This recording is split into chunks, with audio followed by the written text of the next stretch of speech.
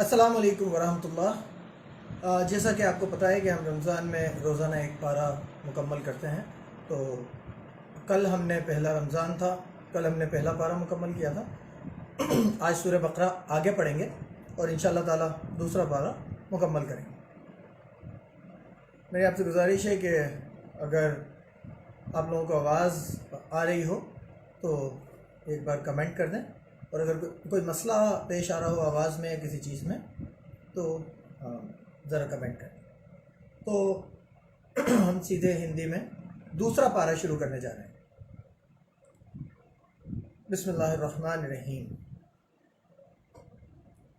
बेवकूफ़ लोग कहेंगे कि मुसलमान जिस क़िबले पर पहले से चले आते थे अब उससे क्यों मुंह फेर बैठे। कह दो कि पूरब और पश्चिम सब अल्लाह ही का है, वे जिसको चाहता है सीधे रास्ते पर चलाता है। और इसी तरह हमने तुमको उम्मत मुअद्दिल बनाया ताकि तुम लोगों पर गवाह बनो और आखिरी पैगंबर तुम पर गवाह बने। और जिस क़िबले पर तुम पहले थे उसको हमने इसलिए मुकर्रर किया था कि मालूम करें कि कौन हमारे पैगंबर के ताबे रहता है और कौन उल्टे पाँव फिर जाता है। और ये बात यानी क़िबले की तब्दीली लोगों को बोझ मालूम हुई, मगर जिनको अल्लाह ने हिदायत बख्शी वे इसे बोझ नहीं समझते। और अल्लाह ऐसा नहीं कि तुम्हारे ईमान को यूं ही खो दे, अल्लाह तो लोगों पर बड़ा मेहरबान और रहमत वाला है। अब यहाँ बात यह आई कि जब पुराना क़िबला मस्जिद अक्सा से तब्दीली की बात आई तो बहुत से लोगों ने कहा कि मुसलमान जिस क़िबले पर पहले थे उससे कैसे एकदम से फिर गए। तो यहाँ अल्लाह ताला फरमाता है कि क़िबले की तब्दीली तुम्हारे ईमान को ये देखने की एक आजमाइश है कि तुम में कौन तो अल्लाह के हुक्म के आगे अपने क़िबले को भी छोड़ देता है और दूसरे क़िबले की तरफ रुख कर लेता है, और कौन कौन इससे फिर जाता है, इस बात पे अड़ जाता है कि नहीं मैं तो जिस पे मैंने बाप दादा को पाया, जिस पे मैंने मेरे बाप दादा का तरीक़ा पाया, जिस पे मैं चला आता था मैं उसी पे रहूँगा।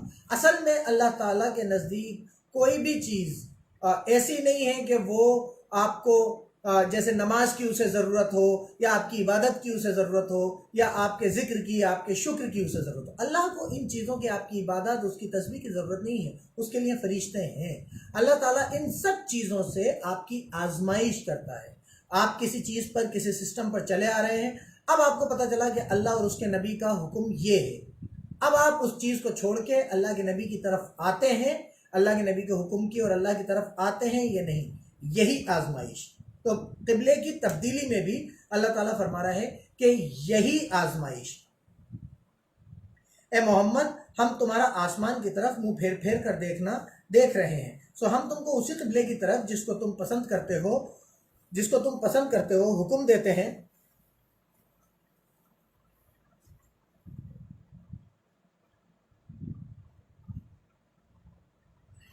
हुक्म देंगे तो हम तुमको उसी क़िबले की तरफ जिसको तुम पसंद करते हो मुंह करने का हुक्म देंगे। तो अपना मुंह मस्जिद हरम यानी खाना काबा की तरफ फेर लो, और तुम लोग जहां हुआ करो नमाज पढ़ने वक्त उसी मस्जिद की तरफ मुंह कर लिया करो। और जिन लोगों को किताब दी गई है वे खूब जानते हैं कि नया क़िबला उनके परवरदिगार की तरफ से हक़ है, और जो काम ये लोग करते हैं अल्लाह उनसे बेखबर नहीं। अब यहाँ पर अल्लाह ताला फरमा रहा है कि तुम लोग अल्लाह के नबी से फरमा रहा है कि जो पुराना क़िबला था तुम उसको छोड़ दो और मस्जिद हरम की तरफ मुंह कर लिया करो। अब इसमें दो चीज़ें जानने के लिए बहुत ज़्यादा ज़रूरी है। पहली चीज़ ये कि अगर आप सफ़र में हैं, अगर आप प्लेन में हैं, अगर आप ट्रेन में हैं, आप कहीं भी गाड़ी में हैं और आप नमाज अदा कर रहे हैं तो आगे अल्लाह ताला फरमाएगा कि पूरब और पश्चिम सब अल्लाह ही के हैं। तो सफ़र में तुम जिस तरफ हुआ करो उस तरफ रुख कर लिया करो। सफ़र में ज़रूरी नहीं है कि आप यही परेशान हो कि भाई ट्रेन तो इस तरफ चल रही है, मैं क्या काबे की तरफ कैसे मुँह करूँ, वो तो घूम जाएगी। प्लेन में तो काबे की तरफ कैसे मुँह करेंगे।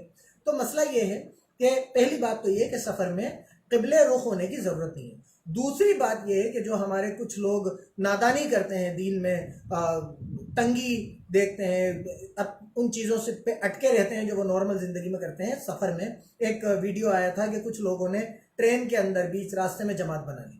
तो ऐसी जगहों पर या सफ़र में आपके ऊपर जमात की शर्त नहीं है। अगर आप सफ़र में हैं या आपको जगह नहीं मिल रही है तो लोगों को इस बात से परेशानी नहीं हो, आपकी इबादत आपके नमाज पढ़ने से लोगों को परेशानी नहीं होना चाहिए। उन्होंने जमात बनाई थी, फिर लोगों का रास्ता रुक गया था तो उस पर FIR दर्ज हो गई थी। तो इनमें सफ़र में ऐसी चीज़ें करने की ज़रूरत नहीं है। और अगर तुम इन अहले किताब के पास तमाम निशानियां भी लेकर आओ तो भी ये तुम्हारे क़िबले की पैरवी न करें और तुम भी उनकी क़िबले की पैरवी करने वाले नहीं। और उनमें से भी कुछ کچھ کے قبلے کے پیروں نہیں، اور اگر تم باوجود اس کے کہ تمہارے پاس دانش وہی اللہ کی آ چکی ہے ان کی خواہشوں کے پیچھے چلو گے تو ظالموں داخل ہو جاؤ گے۔ جن لوگوں کو ہم نے کتاب دی ہے وہ ان آخری پیغمبر کو اس طرح پہچانتے ہیں جس طرح اپنے بیٹوں کو پہچانا کرتے ہیں، مگر ایک فریق ان میں سے سچی بات کو جان بوجھ کر چھپا رہا ہے۔ اے پیغمبر، یہ نیا قبلہ تمہارے پروردگار کی طرف سے حق ہے، تم ہرگز شک کرنے والوں میں نہ ہونا۔ اور ہر ایک فرقے کے لیے ایک دشا، ایک سمت مقرر ہے جدھر وہ عبادت کے وقت منہ کیا کرتے ہیں، تو تم نیکیوں میں بازی لے جاؤ، تم جہاں ہوگے اللہ تم سب کو جمع کر لے گا، بے شک اللہ ہر چیز پر قادر ہے۔ قادر ہے مطلب اللہ کے ہاتھ میں، اللہ ہر چیز کرنے کی طاقت رکھتا ہے، ہر چیز پر وہی محافظ ہے، وہی قادر ہے، قدرت رکھتا ہے۔ قادر کا مطلب قدرت رکھتا ہے، کنٹرول رکھتا ہے۔ اور تم جہاں سے نکلو نماز میں اپنا منہ مسجد حرم، مسجد محترم کی طرف کر لیا کرو، بے شبہ وہ تمہارے پروردگار کی طرف سے حق ہے، اور تم لوگ جو کچھ کرتے ہو اللہ اس سے بے خبر نہیں۔ اور تم جہاں سے نکلو مسجد محترم کی طرف منہ کر کے نماز پڑھا کرو، اور مسلمانوں تم جہاں ہوا کرو اسی مسجد کی طرف رخ کیا کرو، یہ تاکید اس لیے کی گئی ہے کہ لوگ تم کو کسی طرح کا الزام نہ دے سکے، مگر ان میں سے جو ظالم ہے وہ الزام دیں تو دیں، سو ان سے مت ڈرنا اور مجھے سے ڈرتے رہنا۔ اب اللہ تعالیٰ فرما رہا ہے کہ انسانوں کی خوشنودی یا انسانوں کی باتوں سے مت ڈرنا۔ اگر ظالم ہے اور تم حق پہ ہو تو تم اللہ ہی سے ڈرتے رہنا، انسانوں سے ڈرنے کی ضرورت نہیں ہے، مجھے سے ڈرتے رہنا۔ اور یہ بھی مقصود ہے کہ تم کو اور میں تم کو اپنی تمام نعمتیں بخشوں، اور یہ بھی کہ تم سیدھے راستے پر چلو، جس طرح اور نعمتوں کے ساتھ ہم نے تمہیں میں سے ایک رسول بھیجے ہیں جو تم کو ہماری آیتیں پڑھ پڑھ کر سناتے ہیں اور تمہیں پاک بناتے ہیں، اور کتاب یعنی قرآن کو دانائی سکھاتے ہیں، اور ایسی باتیں بتاتے ہیں جو تم پہلے نہیں جانتے تھے، سو تم مجھے یاد کیا کرو، میں تمہیں یاد کیا کروں گا، اور میرا احسان مانتے رہنا اور ناشکری نہ کرنا۔ اللہ تعالیٰ اتنی بڑی بات کہہ رہا ہے کہ تم مجھے یاد کرتے رہا کرو، میں تمہیں یاد کرتا رہوں۔ آپ صرف اللہ کو یاد کر کے دیکھیے، اس یقین سے کہ اللہ آپ کی مدد کے لیے موجود ہے، اللہ آپ کی سنے گا، اللہ آپ کو یاد کرے گا، اس یقین سے ایک بار یاد کر کے دیکھیے۔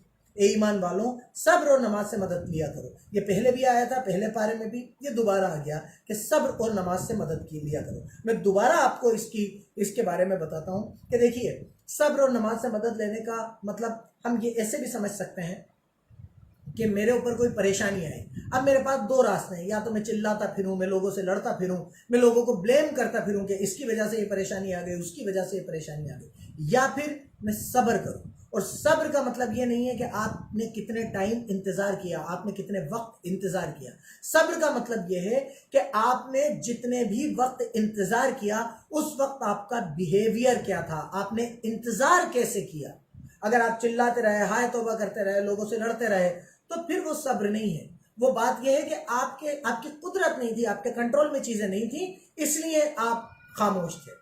صبر یہ ہے کہ آپ کے اوپر پریشانی آئی لیکن آپ دنیا کو نہیں دکھا رہے، آپ اسے ایک اللہ سے کہہ رہے ہو کہ یا اللہ تعالیٰ میرے اوپر یہ پریشانی ڈالی ہے تو وہ بھی تیرے حکم سے، اور مجھے اس پریشانی سے نجات دلانے والی اگر کوئی ذات ہے تو وہ صرف تیری ذات ہے، تیری ذات کے علاوہ کسی کی اوقات نہیں جو میرے اوپر پریشانی ڈال دے یا مجھے پریشانی سے نکال دے۔ یہ ہے صبر۔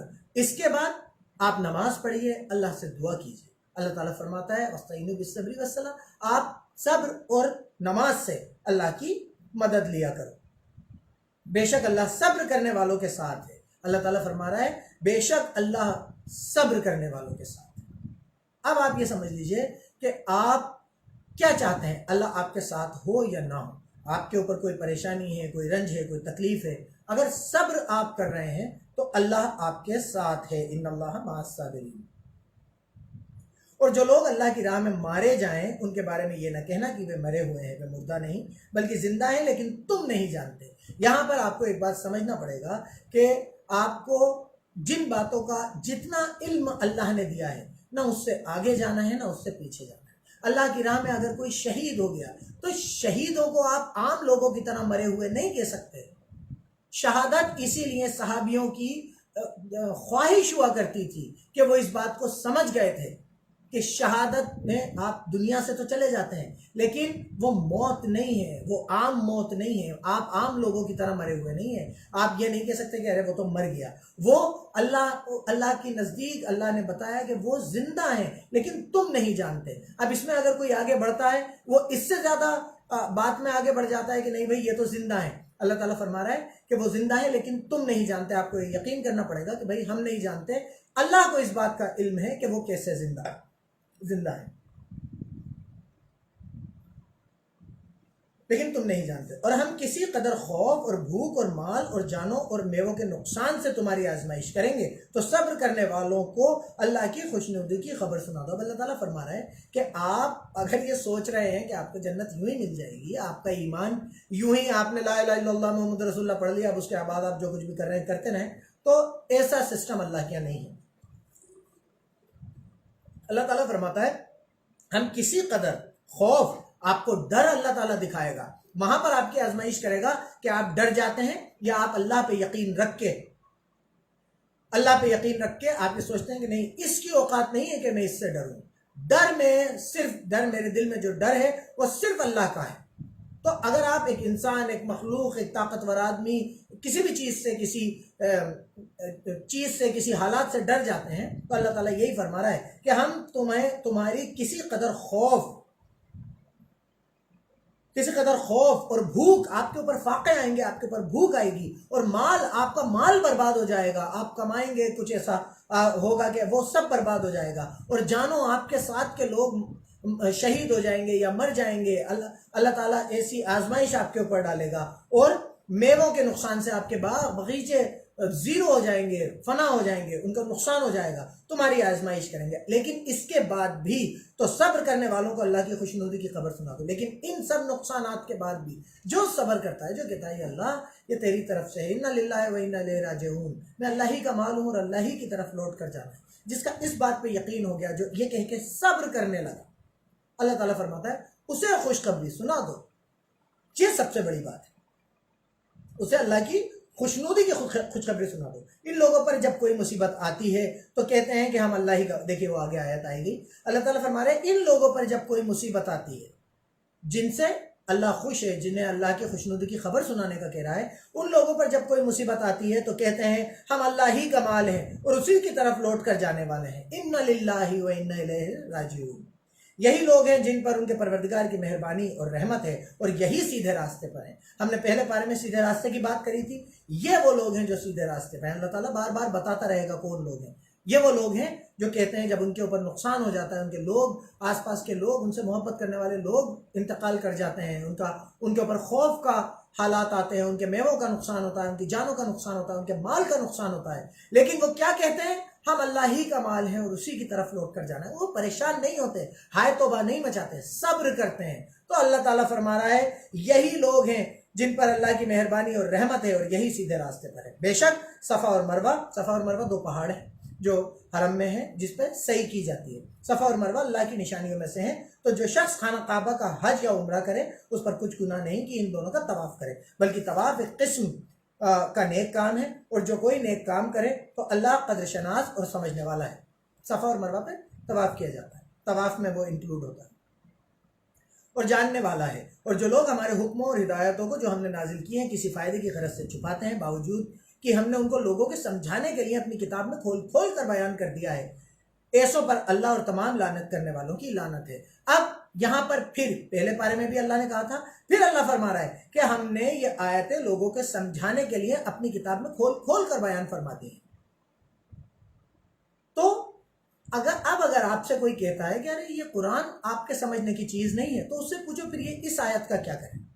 जब पहले पारे में भी अल्लाह कह चुका, इसमें भी अल्लाह कह रहा है कि हमने इसे आसान कर दिया, हमने खोल खोल कर बयान फरमा दी ताकि तुम समझो, तो फिर इन आयत का क्या करें। उस आदमी से पूछिए जो आपसे कह रहा है कि अरे कुरान तुम्हारे समझने की चीज नहीं है, ज़ेर और ज़बर के फर्क में मतलब बदल जाते हैं। ऐसे ऐसे दलीलें लोग देते हैं जो नहीं चाहते कि आप कुरान को समझ के पढ़ें, आपको अजीब अजीब दलीलें देंगे, आपसे कहेंगे बकरी और बिक्री में ज़ेर का फर्क है, अगर बिक्री पढ़ लिया तो माने पलट जाते हैं। तो उन लोगों से कहिए कि माने समझाने वाला, हमारे दिमाग खोलने वाला, हमारे जहन खोलने वाला अल्लाह की ज़ात है। हम भी समझते हैं बकरी और बिक्री से मायने पलट जाते हैं, इसीलिए हम हिंदी में तर्जुमा पढ़ रहे हैं कि बकरी और बिक्री में फ़र्क महसूस कर सकें।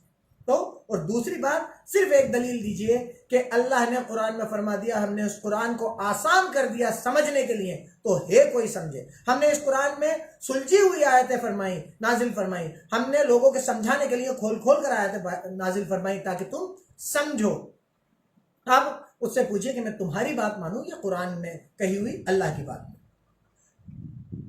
تمام لعنت کرنے والے لعنت کرتے ہیں. ہاں جو توبہ کرتے ہیں اور اپنی حالت درست کر لیتے ہیں, الہی حکموں کو صاف صاف بیان کر دیتے ہیں تو میں ان کے قصور معاف کر دیتا ہوں. میں بڑا معاف کرنے والا اور رحم والا ہوں. جو لوگ اللہ کے انکاری ہوئے اور اللہ کے انکاری ہی مرے, مطلب جن لوگوں نے اللہ کا انکار دیا, نہیں اللہ تو کوئی ہے ہی نہیں, اور اللہ کا انکار کرتے ہوئے ہی مرے, ایسوں پر اللہ اور فرشتوں اور لوگوں کی سب کی لعنت, وہ ہمیشہ اسی لعنت میں گرفتار رہیں گے. ان سے نہ تو عذاب ہی ہلکا کیا جائے گا اور نہ انہیں کچھ مہلت ہی ملے گی. اور لوگوں تمہارا معبود اللہ واحد ہے, اللہ ایک ہے, اللہ جو ایک ہے وہ ہے تمہارا معبود. اس بڑے مہربان اور رحم والے کے سوا کوئی عبادت کے لائق نہیں.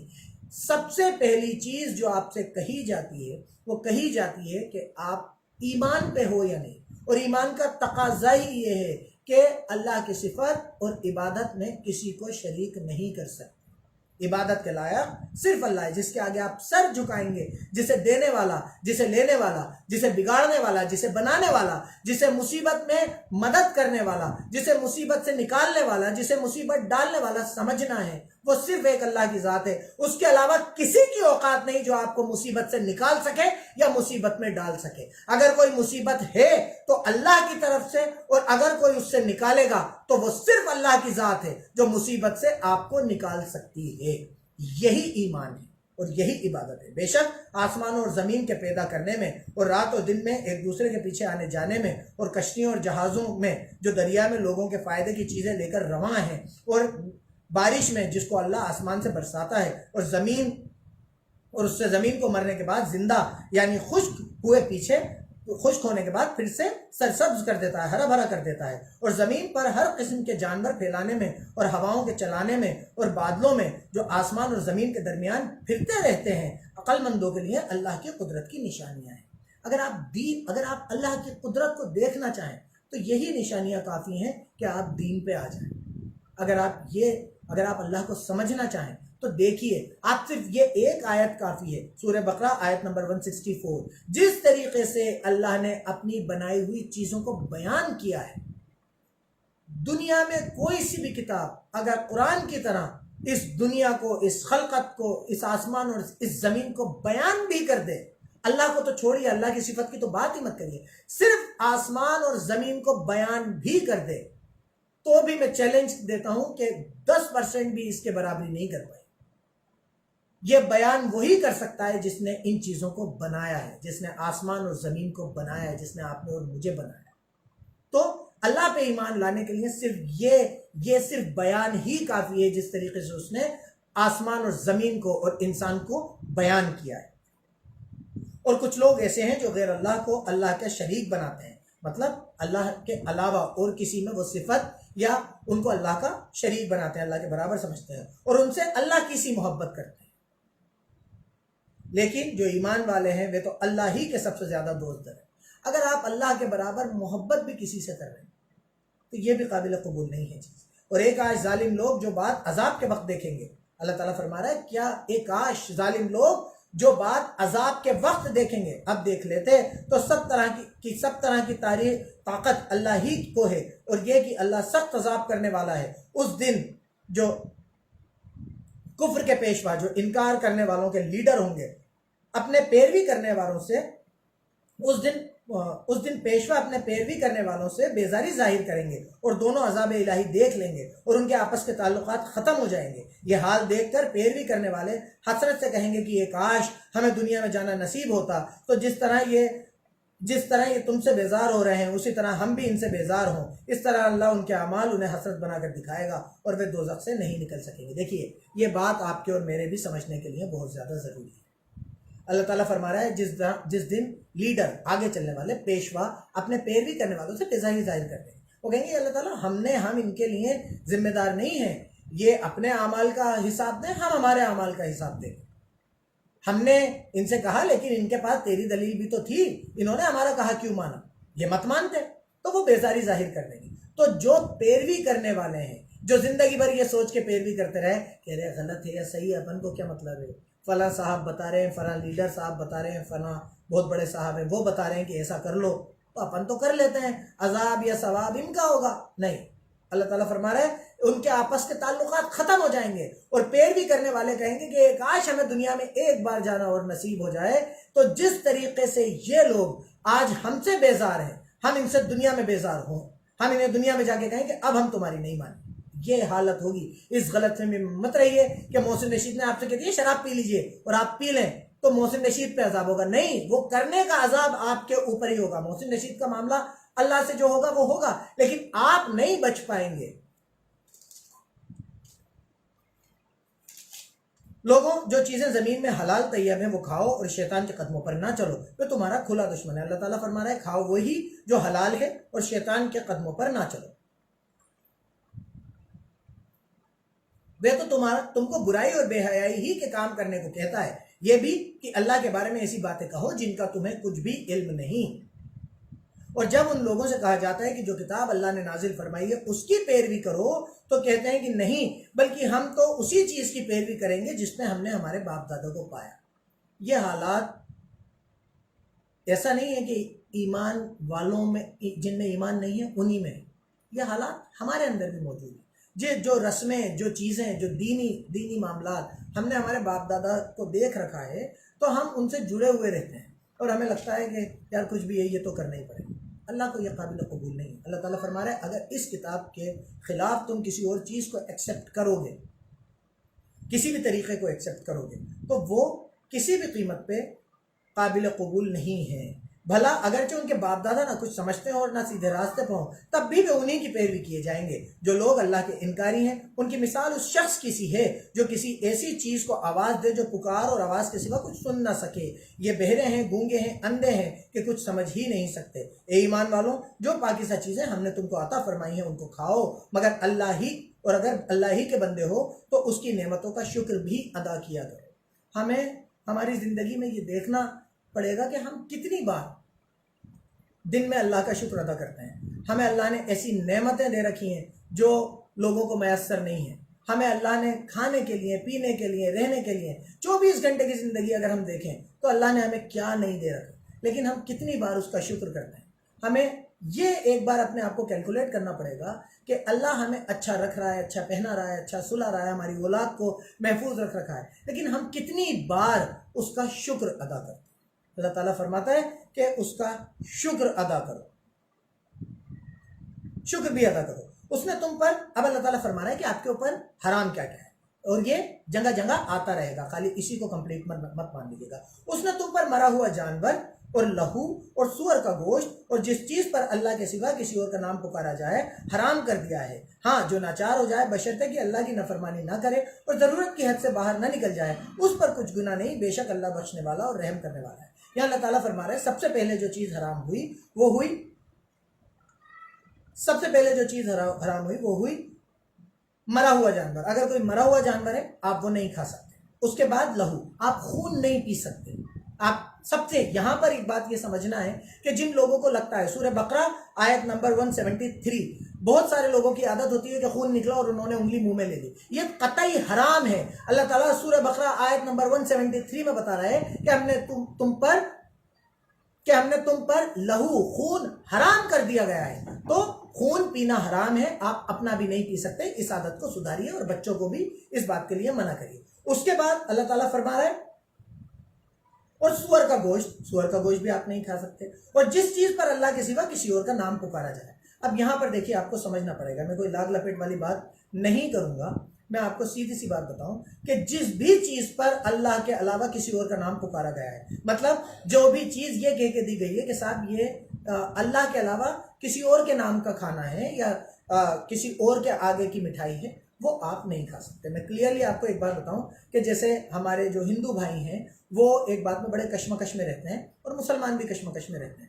پرابلم یہ ہوتی ہے، کشمکش اس بات کی ہوتی ہے کہ دیوالی جب آتی ہے یا اور دوسرے تہوار آتے ہیں، خاص کر کے دیوالی پہ ہمارے پاس مٹھائی آتی ہے، تو جو مٹھائی ایک مٹھائی والے کے یہاں سے خرید کے آپ کو بھیجی جا رہی ہے، آپ خوشی کے طور پہ وہ ہدیہ ایکسیپٹ کر سکتے ہیں، لیکن اگر آپ کہیں پر ہیں اور وہاں پوجا ہو رہی ہے اور کسی غیر اللہ کے سامنے کا پرساد یا اس کے اوپر چڑھائی ہوئی کوئی چیز ہے اور وہ آپ کو دی جاتی ہے تو وہ اس کو کھانے کے لیے قرآن آپ کو منع کرتا ہے. آپ اپنے ہندو دوست، ہندو بھائی، ہندو جو آپ کے سرکل کے لوگ ہیں ان سے یہ کہہ سکتے ہیں کہ یار میرے لیے یہ چیز حرام ہے تو میں یہ پرساد نہیں کھا سکتا، میں آپ کے ساتھ مٹھائی کھانا سب کچھ کھاؤں گا، بس مجھے اس سے اللہ نے روکا ہے یہ. اور وہ مجھے پورا یقین ہے کہ جو بھی آپ کا ہندو دوست ہوگا وہ اس بات کو سمجھے گا. تو آپ دیوالی کی مٹھائی کھا سکتے ہیں جو حلوائی کے یہاں سے آئی ہے، لیکن جو پرساد ہے جو ایک غیر اللہ کے آگے اس کی عبادت کر کے لائی گئی ہے، اس کے نام کی چیز ہے، وہ آپ اور ہم نہیں کھا سکتے،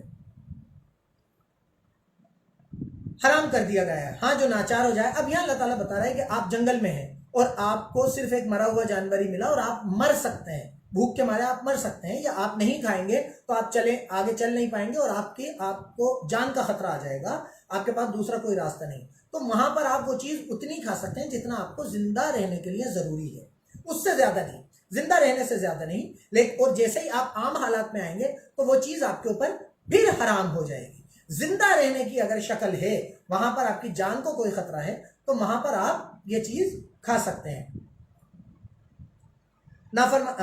بشرطے جو ناچار ہو جائے، بشرطے جس کے پاس کوئی چارہ ہی نہ ہو، بشرطے اللہ کی نافرمانی نہ کرے اور ضرورت کی حد سے باہر نہ نکل جائے، اس پر کچھ گناہ نہیں. بے شک اللہ بخشنے والا اور رحم کرنے والا ہے. جو لوگ اللہ کی کتاب سے ان آیتوں اور ہدایتوں کو جو اس نے کھلی نازل فرمائی ہیں چھپاتے ہیں، ان کے بدلے تھوڑی سی قیمت یعنی دنیا کا فائدہ حاصل کرتے ہیں، وہ اپنے پیٹوں میں صرف آگ بھرتے ہیں. اب یہ بات مجھ پہ بھی ہو سکتی تھی، میں یہ سوچ سکتا تھا کہ یار میں اگر یہ والی بات بتاؤں گا کہ تو آپ جو میرے غیر مسلم دوست ہیں ان سے میرے تعلقات خراب ہوں گے، یا اور لوگ کہیں گے کہ دیکھو صاحب یہ پرساد کھانے کو منع کر رہا ہے. تو میں اس آیت کو چھپا جاتا، میں آیت کو اس کو گول مول کر کے آگے بڑھ جاتا. اگر میں ایسا کرتا تو اللہ تعالیٰ فرما رہا ہے کہ پھر تم اپنے پیٹوں میں آگ بھرتے ہو.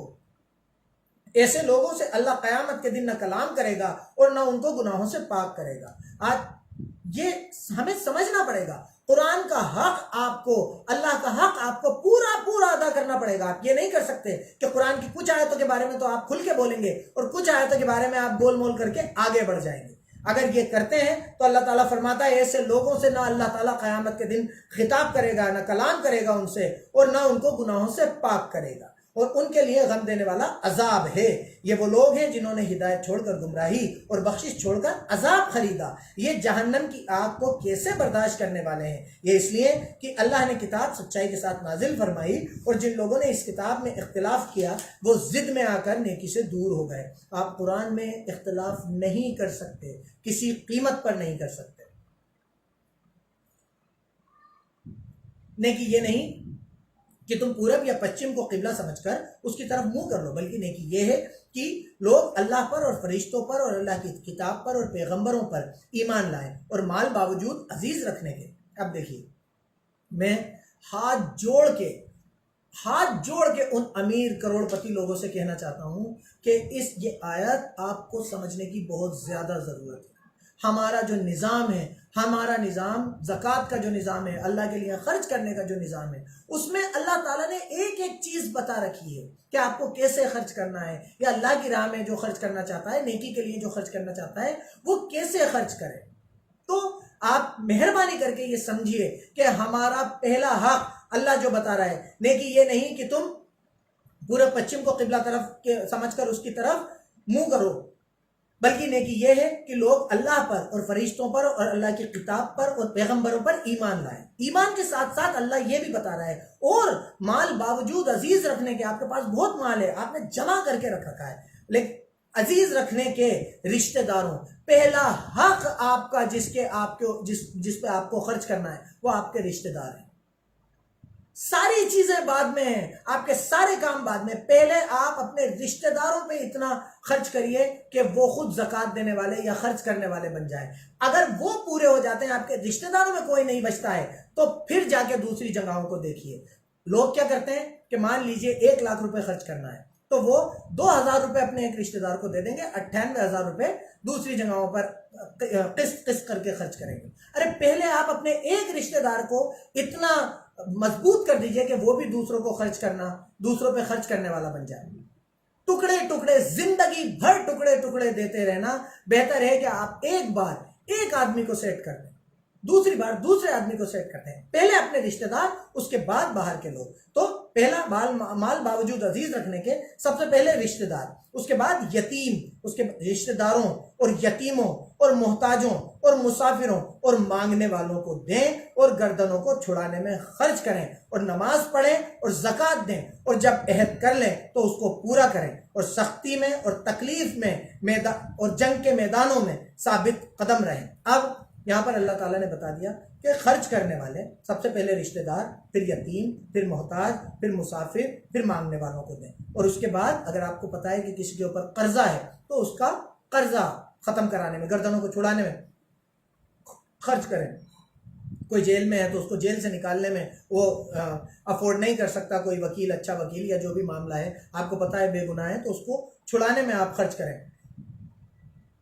और उसके साथ साथ यही खत्म नहीं हो गया, उसके बाद ये भी कहा कि नमाज पढ़ें और ज़कात दें। नमाज को अल्लाह ताला हर जगह मेंशन करता है, ज़कात को अल्लाह ताला हर जगह मेंशन करता है। और जब अहद कर लें, ये बहुत बड़ी चीज़ है जो आपको और मुझे समझना पड़ेगी। हम बड़ी आसानी से आपस में दोस्तों में, रिश्तेदारों में मिलते हैं, हाँ मैं ऐसा कर दूंगा, और उसके बाद करते नहीं। तो अल्लाह ताला फरमा रहा है जब अहद कर लें तो उसको पूरा करें और सख्ती और तकलीफ में और लड़ाई के मैदानों में साबित कदम रहें। अब बात यह है कि आप सख्ती और तकलीफ में एक मिनट में आप वैसे तो खड़े हो जाएंगे सब एक साथ, लेकिन अगर ज़रा सी कोई परेशानी आई, ज़रा सा आपको कुछ ऐसा हल्का होता हुआ दिखा अपना मामला, तो एक मिनट में सारे लोग पीछे से भाग जाते हैं।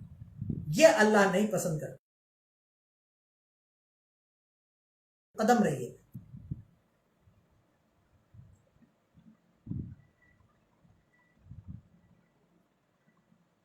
मोमिनो, तुमको मकतूलों के बारे में किसास यानी खून के बदले खून का हुक्म दिया जाता है। इस तरह कि आज़ाद के बदले आज़ाद मारा जाए और ग़ुलाम के बदले ग़ुलाम और औरत के बदले औरत। और अगर कातिल को उसके मकतूल भाई के किसास में से कुछ माफ़ कर दिया जाए तो वारिस मकतूल को पसंदीदा तरीके से करारदाद पेवी यानी खून बहा का मुतालबा करना और कातिल को भले तरीके से अदा करना चाहिए। यह परवरदिगार की तरफ से तुम्हारे लिए आसानी और मेहरबानी है। जो इसके बाद ज़्यादती करे उसके लिए गम देने वाला अजाब है। अब ये वो मामलात हैं जब उस वक्त पूरी इस्लामिक लॉज थे। इंडिया में या आप जहां दूसरी कंट्रीज में रहते हैं वहां पर आपको अपने मुल्क का लॉ फॉलो करना है। जहां पर इस्लामिक लॉज हैं वहां पर खून का बदला खून है, ताकि इससे अल्लाह ताला आगे फरमाएगा कि कसास में, खून के बदले खून में तुम्हारी ही जिंदगी है। और ये हकीकत है। एक आदमी मर्डर कर देता है, उसके बाद उससे पूछो कि यार तुमने मर्डर कर दिया तो तुम्हारी जिंदगी, यार 12-14 साल में बाहर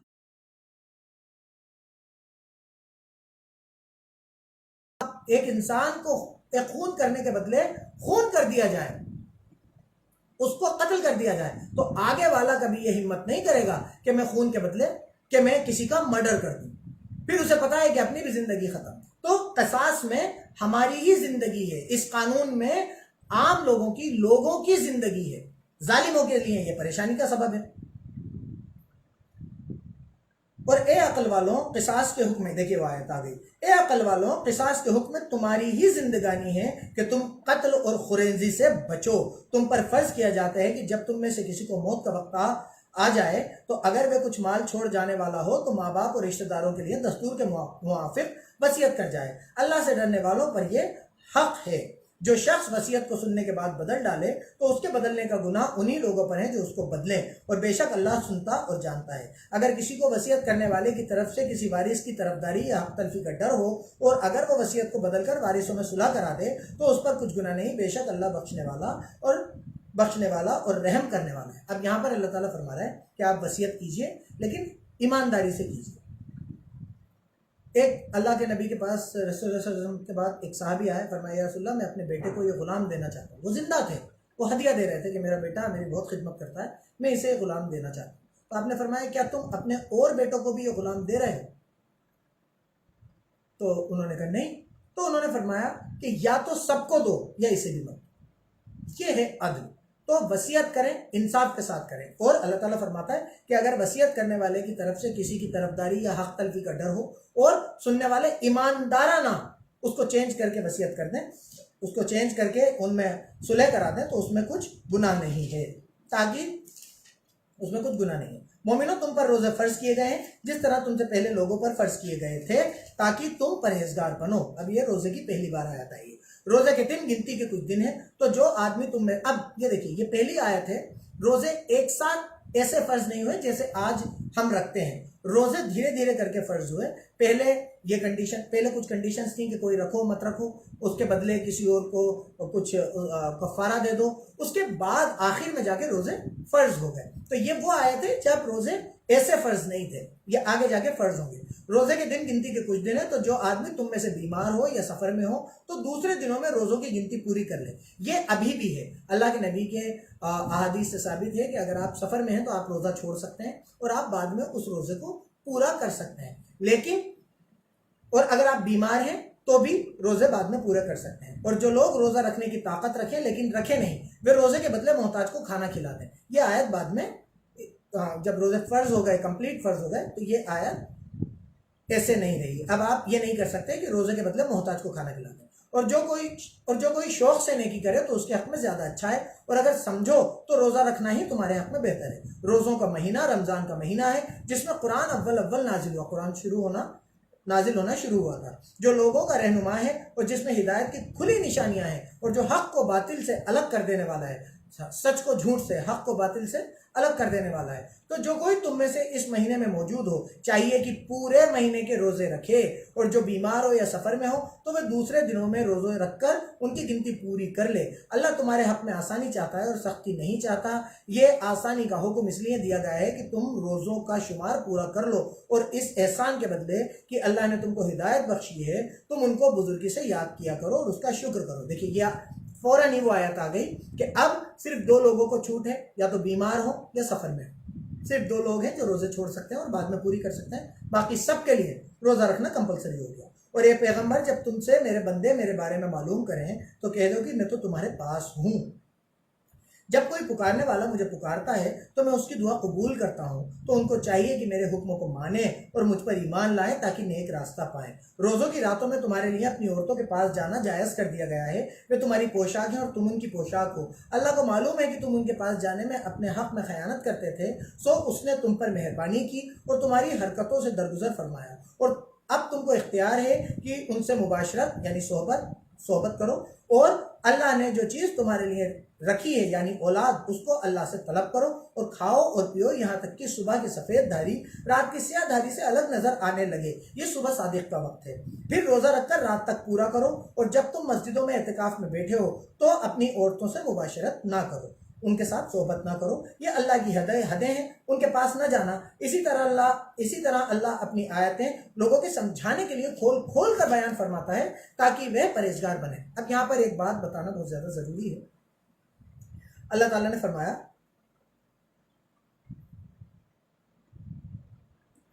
फरमाया कि रोज़ों की रातों में पहले पूरे महीने रमज़ान में पूरे महीने आप अपनी बीवी के साथ सोहबत नहीं कर सकते, हम बस्तर नहीं हो सकते। तो लोग, उस वक्त के लोग अपने हक में जुल्म करते थे और अपनी बीवियों से मिलने चले जाते थे।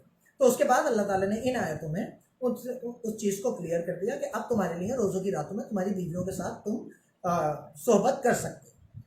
यहाँ पर एक हदीस, एक सिस्टम बताना ज़रूरी है। अल्लाह के हज़रत उमर रज़ियल्लाहु अन्हु के ज़माने में हज़रत उमर रज़ियल्लाहु अन्हु ने एक फ़ैसला निकाला कि जो सोहबत के बाद का गुस्ल होता है, गुस्ल जनाबत, हैज से पाक होने का गुस्ल नहीं, सोहबत के बाद का, इंटरकोर्स के बाद का जो गुस्ल होता है, गुस्ल जनाबत, उसके लिए हज़रत उमर ने कहा कि औरतों को अपने बाल धोना ही है, पूरे बाल धोना। तो हज़रत आयशा ताला अन्हा ने उनके पास पैगाम पहुंचाया कि उमर आप तलवार लीजिए और औरतों की गर्दनें उनके धड़ों से अलग कर दीजिए, क्योंकि अल्लाह के नबी मोहम्मद सल्लल्लाहु अलैहि वसल्लम बाल धोने की जरूरत नहीं है। वो अपने बालों को अच्छी तरह जूड़ा गूंधें और 3 लब पानी अपने सर से बहा लें और बाकी का पूरा जिस्म धो लें, तो उनके लिए उनका गुस्ल हो जाएगा। उनको बाल धोने की जरूरत नहीं है, सर्दी हो गर्मी हो उसकी भी कोई वो नहीं है। गुस्ल जनाबत के लिए ऐसे गुस्ल हो जाएगा। तो हज़रत उमर ने अपने फैसले को वापस लिया और कहा कि बेशक ये बात सही है और मुझसे गलती हुई। तो चाहे रोज़े हों चाहे नहीं हो, चाहे सर्दी हो चाहे गर्मी हो, गुस्ल जनाबत के लिए औरतों को बाल पूरे धोने की ज़रूरत नहीं है। वो अपने बालों में जूड़ा बांध के और 3 चुल्लू पानी अपने सर से बहा के और पूरे जिस्म को धो के غسل کر سکتی ہیں، وہ پاک ہو جائیں۔ روزوں کے دن گنتی کے کچھ دن ہیں تو جو اور ایک دوسرے کا مال نہ حق نہ کھاؤ اور نہ اس کو رشوت کے طور پر حاکموں کے پاس پہنچاؤ تاکہ لوگوں کا مال کچھ حصہ ناجائز طور پر کھا جاؤ اور اسے تم جانتے بھی ہو۔ اب اللہ تعالیٰ فرما رہا ہے لوگوں میں آپس میں ایک دوسرے کا مال یا لوگوں کا مال ناجائز طور پر مت کھاؤ۔ یہ قرآن منع کر رہا ہے۔ آپ کو بڑا فخر محسوس ہوتا ہوگا کہ آپ نے کسی کا مال کھا لیا، لیکن اللہ کے یہاں اس کا بہت سخت عذاب ہے، بہت بہت خطرناک معاملہ ہوگا اگر آپ نے کسی کا مال کھایا ہے، کسی کی زمین دبائی ہے، کسی کا دھندا دبایا ہے، اور اگر آپ اس کے بعد خوش ہیں کہ یار میں تو سیٹ ہو گیا اور سامنے والا نمٹ گیا، تو انتظار کریے انصاف کے دن کا، انتظار کریے حشر کے میدان کا، وہاں پر بہت بڑا نقصان ہوگا۔ اس سے پہلے ان چیزوں کو سدھار لیجیے۔ اے محمد، لوگ تم سے نئے چاند کے بارے میں پوچھتے ہیں کہ گھٹتا بڑھتا کیوں ہے؟ کہہ دو کہ وہ لوگوں کے کاموں کی میعادیں اور حج کے وقت معلوم کرنے کا ایک ذریعہ ہے۔ جو اسلامک مہینے ہیں وہ چاند سے ہیں، تو اس کے بارے میں ہے کہ وہ وقت معلوم کرنے کا اور میعادوں کا معلوم کرنے کا ایک ذریعہ ہے۔ اور نیکی اس بات میں نہیں کہ احرام کی حالت میں گھروں میں ان کے پچھواڑے کی طرف سے جاؤ، بلکہ نیکی اس بات میں ہے، بلکہ نیک وہ ہیں جو پرہیزگار ہوں اور گھروں میں ان کے دروازوں سے آیا کرو اور اللہ سے ڈرتے رہو تاکہ نجات پاؤ۔ لوگ احرام کی حالت میں اپنی بیویوں سے ملنے چپکے سے پیچھے سے جاتے تھے، تو اللہ تعالیٰ نے اس بات کو منع فرمایا،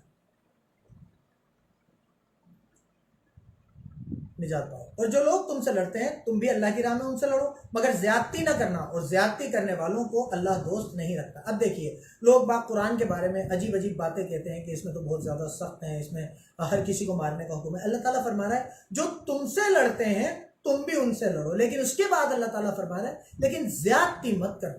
آپ جیت گئے، آپ غلبے میں آ گئے، تو آپ زیادتی نہیں۔ ایسا کون سا مذہب ہوگا جو یہ کہے گا کہ جو لوگ تم سے لڑ رہے ہیں ان سے لڑو اور پھر زیادتی مت کرنا؟ اللہ تعالیٰ باندھتا بھی ہے، تو اللہ تعالیٰ زیادتی کرنے والوں کو دوست نہیں رکھتا، اور ان کو جہاں دوست نہیں رکھتا، اور ان کو جہاں پاؤ قتل کر دو، اور جہاں سے انہوں نے تم کو نکالا ہے یعنی مکے سے، وہاں سے تم بھی ان کو نکال دو۔ اور دین سے گمراہ کرنے کا فساد قتل و خرنجی سے کہیں بڑھ کر ہے، اور جب تک وہ تم سے مسجد محترم یعنی خانہ کعبہ کے پاس نہ لڑیں تم بھی وہاں ان سے نہ لڑنا۔ ہاں اگر وہ تم سے لڑیں تو تم ان کو قتل کر ڈالو۔ اللہ کے انکاریوں کی یہی سزا ہے۔ اب یہ جو آیتیں، ان آیتوں کو بہت کوٹ کیا جاتا ہے، ان آیتوں کو بتایا جاتا ہے کہ دیکھیے صاحب قرآن تو کہہ رہا ہے کہ یہ جہاں ملے قتل کر دو۔ تو میں آپ کو بتانا چاہتا ہوں ان آیتوں کا پس منظر جو ہے، بیک گراؤنڈ جو ہے، وہ جنگ کے حالات ہیں کہ وہ مسلمانوں پہ ہر کہیں حملہ کر دیا کرتے تھے، ہر کہیں مسلمانوں کو مار دیا کرتے تھے، قافلے لوٹ لیا کرتے تھے۔ تو اللہ تعالیٰ فرما رہا ہے کہ جو تم سے لڑ رہا ہے اس سے تم لڑو۔ یہاں پر یہ نہیں ہے کہ کوئی بھی مل رہا ہے اسے مار دو، پہلے اللہ نے یہ فرمایا کہ جو تم سے لڑ رہا ہے اس سے لڑو، اس کے بعد یہ کہا کہ زیادتی مت کرنا، اور پھر کہا کہ تم سے لڑنے والا اگر تمہیں کہیں مل رہا ہے تو اب تم اسے قتل کر سکتے ہو، وہ بھی تمہیں قتل کر رہے ہیں تو تم بھی انہیں قتل کر سکتے ہو۔ تو یہ آیتیں ایک وار کے بیک گراؤنڈ میں ہے، وار کے فور گراؤنڈ میں، پیچھے وار چل رہی ہے اور یہ بات ہو رہی ہے۔ اگر انڈیا کل کو کسی دوسرے ملک پہ حملہ کر دیتا ہے تو سینکوں سے کیا کہا جائے گا؟ یہی کہا جائے گا کہ فلان سامنے والے ملک کے جو سینک ہیں وہ تمہیں کہیں بھی ملے تو انہیں مار دو۔ یہ تھوڑی کہا جائے گا کہ انہیں کھانا کھلاؤ، روٹی کھلاؤ، انہیں بٹھال کے ان کی آؤ بھگت کرو۔ وار کے ٹائم پہ یہی کہا جائے گا، اور یہی حق ہے، یہی ایمانداری ہے اور یہی دیش بھکتی ہے۔ تو یہ وار کی آیتیں ہیں جن کو لوگ بنا بیک گراؤنڈ کے بتاتے ہیں، اور اگر وہ رک جائیں تو اللہ بخشنے والا اور رحم والا ہے، اور ان سے اس وقت تک لڑتے رہو کہ فساد ختم ہو جائے اور ملک میں اللہ ہی کا دین ہو جائے، اور اگر وہ فساد سے باز آ جائیں تو ظالموں کے سوا کسی پر زیادتی نہیں کرنی چاہیے۔ اب اس کے بعد اللہ جو آپ سے لڑ رہے ہیں، جو آپ کو قتل کر رہے ہیں، ان کے لیے کہہ رہا ہے کہ اگر وہ رک جائیں، اگر وہ تم سے نہیں لڑیں تو پھر ان پہ زیادتی مت کرنا، ظالموں کے علاوہ کسی پر ظلم مت کرنا۔ تو ظالموں کے سوا کسی پر زیادتی نہیں کرنی چاہیے۔ ادب کا مہینہ ادب کے مہینے کے مقابلے کا ہے، اور ادب کی چیزیں ایک دوسرے کا بدلہ ہیں۔ بس اگر کوئی تم پر زیادتی کرے تو جیسی زیادتی وہ تم پر کرے ویسی ہی تم اس پر کرو، اور اللہ سے ڈرتے رہو، اور جان رکھو کہ اللہ ڈرنے والوں کے ساتھ ہے۔ یہاں پر اللہ تعالیٰ فرما رہے ہیں کہ آپ کے پاس جب پاور آ جائے تو آپ راون مت ہو جائیے گا۔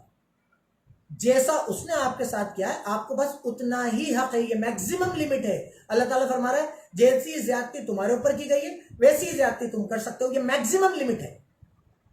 یہ قرآن پہلی چیز ہے، پہلی کتاب ہے جو یہ کہہ رہی ہے کہ آپ طاقت میں آ جاؤ تو اس کے باوجود بھی زیادتی مت کرو۔ اور اللہ کی راہ میں مال خرچ کرو اور اپنے آپ کو ہلاکت میں نہ ڈالو اور نیکی کرو، بے شک اللہ نیکی کرنے والوں کو دوست رکھتا ہے۔ اور اللہ کی خوشنودی کے لیے حج اور عمرے کو پورا کرو، اور اگر راستے میں روک لیے جاؤ تو جیسی قربانی میسر ہو کر دو، اور جب تک قربانی اپنی جگہ نہ پہنچ جائے سر نہ منڈاؤ، اور اگر کوئی تم میں سے بیمار ہو یا اس کے سر میں کسی طرح کی تکلیف ہو تو وہ سر منڈا لے، تو اس کے بدلے روزے رکھے یا صدقہ دے یا قربانی کرے، اور پھر جب تکلیف دور ہو جائے تو مطمئن ہو جاؤ۔ تو تم میں حج کے وقت تک عمرے کے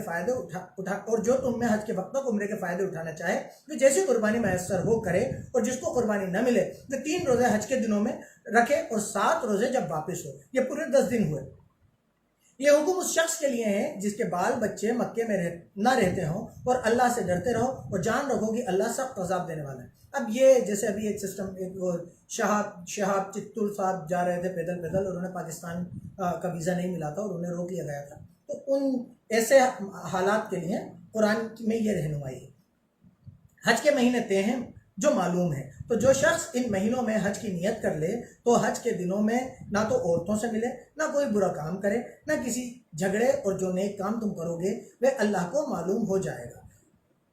حج کے ٹائم پہ جو حج کے 5 دن ہوتے ہیں ان میں آپ جب حج کر رہے ہو تو آپ عورتوں سے صحبت نہیں کر سکتے، اپنی بیوی سے صحبت نہیں کر سکتے، اور زاد راہ یعنی راستے کا خرچ ساتھ لے جاؤ، کیونکہ بہتر فائدہ زاد راہ کا پرہیزگاری ہے۔ اور اے عقل والوں، مجھ سے ڈرتے رہو، اس کا تمہیں کچھ گناہ نہیں کہ حج کے دنوں میں تجارت کے ذریعے سے اپنے پروردگار سے روزی طلب کرو۔ اگر آپ سعودیہ گئے ہیں، اگر آپ حج کرنے گئے ہیں اور حج کے دنوں میں بھی آپ تجارت سے روزی طلب کر رہے ہیں تو یہ گناہ کا کام نہیں ہے، آپ تجارت کر سکتے ہیں۔ اور جب عرفات سے واپس ہونے لگو تو مشعر حرم یعنی مزدلفے میں اللہ کا ذکر کرو، اور اس طرح ذکر کرو جس طرح اس نے تم کو سکھایا، اور اس سے پہلے تم لوگ ان طریقوں کو بالکل نہیں جانتے تھے۔ پھر جہاں سے اور لوگ واپس ہوں وہیں سے تم بھی واپس ہو، اور اللہ سے بخشش مانگو، بے شک اللہ بخشنے والا اور رحمت کرنے والا ہے۔ پھر جب حج کے تمام ارکان پورے کر چکو تو مینا میں اللہ کو یاد کرو جس طرح اپنے باپ دادوں کو یاد کیا کرتے تھے، بلکہ اس سے بھی زیادہ۔ اور کچھ لوگ ایسے ہیں جو اللہ سے التجا کرتے ہیں کہ پروردگار ہم کو جو دینا ہے دنیا ہی میں عنایت کر، ایسے لوگوں کا آخرت میں کچھ حصہ نہیں۔ اگر آپ صرف دنیا مانگو گے تو آپ کا آخرت میں کوئی حصہ نہیں، آخرت میں کچھ حصہ نہیں۔ اور کچھ لوگ ایسے ہیں کہ دعا کرتے ہیں کہ پروردگار ہم کو دنیا میں بھی نعمت عطا فرما اور آخرت میں بھی نعمت بخشنا، اور دوزخ کے عذاب سے بچائے رکھنا۔ یہی لوگ ہیں جن کے لیے ان کے کاموں کا حصہ یعنی نیک بدلہ تیار ہے، اور اللہ جلد حساب لینے والا اور جلد بدلہ دینے والا ہے۔ اب آپ کو دعا کیا مانگنا چاہیے کہ اللہ ہمیں یہاں بھی دے اور وہاں بھی دے، ہمیں یہاں بھی کامیابی عطا فرما اور آخرت میں بھی کامیابی عطا فرما، اور دوزخ کی آگ سے ہمیں بچا۔ اور مینا میں ٹھہرنے کے دنوں میں جو گنتی کے دن ہیں اللہ کو یاد کرو، اور اگر کوئی جلدی کرے اور 2 ہی دن میں چل دے تو اس پر کچھ گناہ نہیں،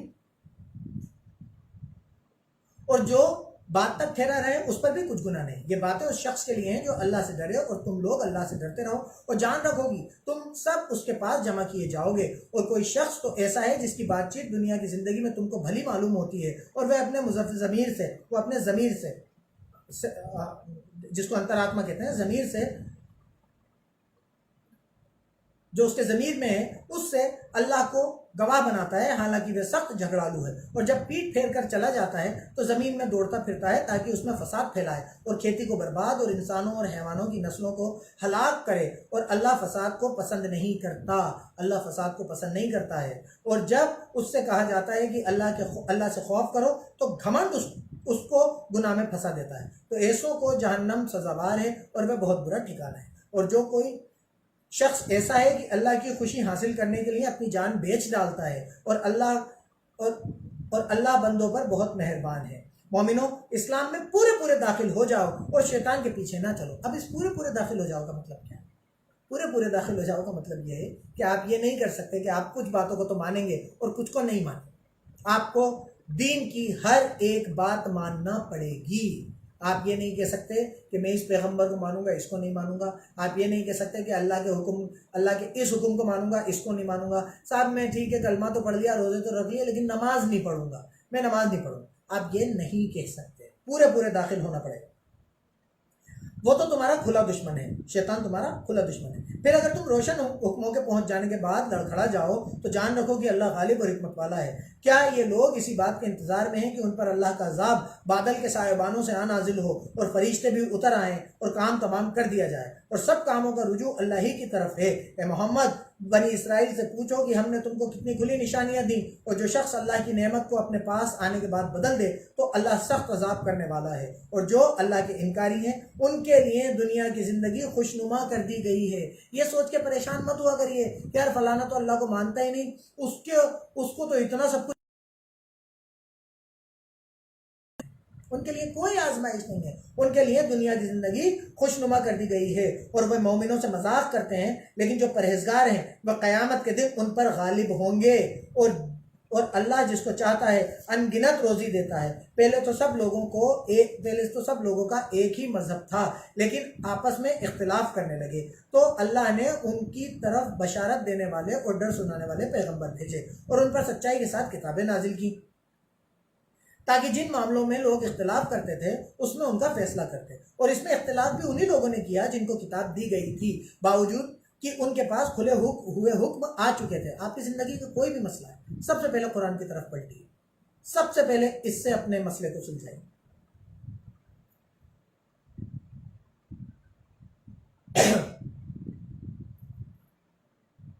آ چکے تھے، اور یہ اختلاف انہوں نے صرف آپس کی ضد میں کیا، تو جس حق بات میں اختلاف کرتے تھے اللہ نے اپنی مہربانی سے مومنوں کو اس کی راہ دکھا دی، اور اللہ جس کو چاہتا ہے سیدھا راستہ دکھا دیتا ہے۔ کیا تم یہ خیال کرتے ہو کہ یوں ہی جنت میں داخل ہو جاؤ گے، اور ابھی تم کو پہلے کے لوگوں جیسی مشکلیں تو پیش آئیں ہی نہیں؟ ان کو بڑی بڑی سختیوں اور تکلیفیں پہنچیں اور وہ پریشانیوں میں ہلا دیے گئے، یہاں تک کہ پیغمبر اور مومن لوگ جو ان کے ساتھ تھے سب پکار اٹھے کہ اللہ کی مدد کب آئے گی؟ دیکھو اللہ کی مدد بہت جلد آیا کرتی ہے۔